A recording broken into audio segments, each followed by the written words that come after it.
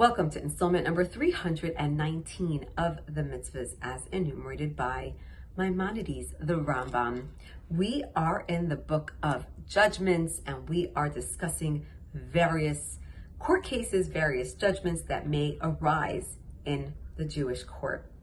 Today we have 4 mitzvahs as we've been discussing the different ways that a judge must comport himself and the way that a high court should behave when certain cases are brought before them.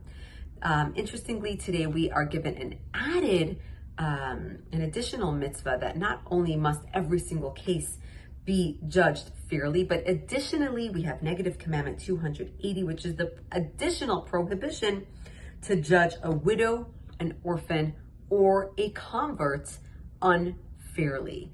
So, of course, they all fit under the original mitzvah of not judging unfairly. However, if one of these are judged unfairly, then a person is committing all of these, going against all of these commandments.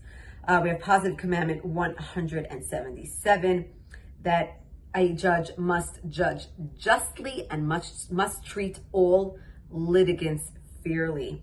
Every single person should be given the same amount of time. He shouldn't speak harshly to one and kindly to another.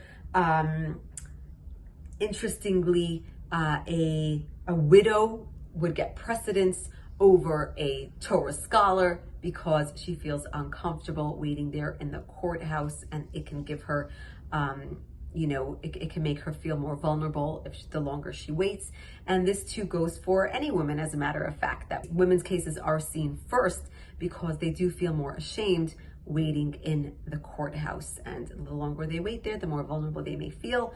And this may have an effect on the outcome. In addition, it is emphasized over here the specific mitzvah of being careful to judge all people favorably. We might not all see ourselves as a judge in front of a court case, but more often than not, that is exactly what we are.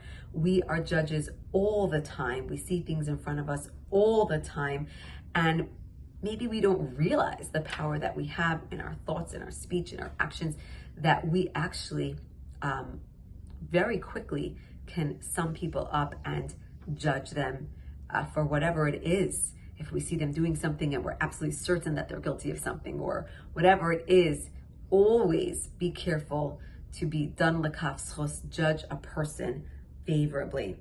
Next, we have negative commandment 276, that a judge should not be afraid of anybody. He should not be afraid to dole out the proper judgment to a certain person because he's afraid that he will destroy his field, or he will kill his son, or he will take revenge. In any which way, a judge must judge justly. And a judge is told, you judge, you do the right thing, Hashem will protect you. Do not be afraid of anybody. And finally, we have negative commandment 274, which is the prohibition to take a bribe, because of course we must judge fairly, and taking bribes is a sure way to be sure that justice will not prevail.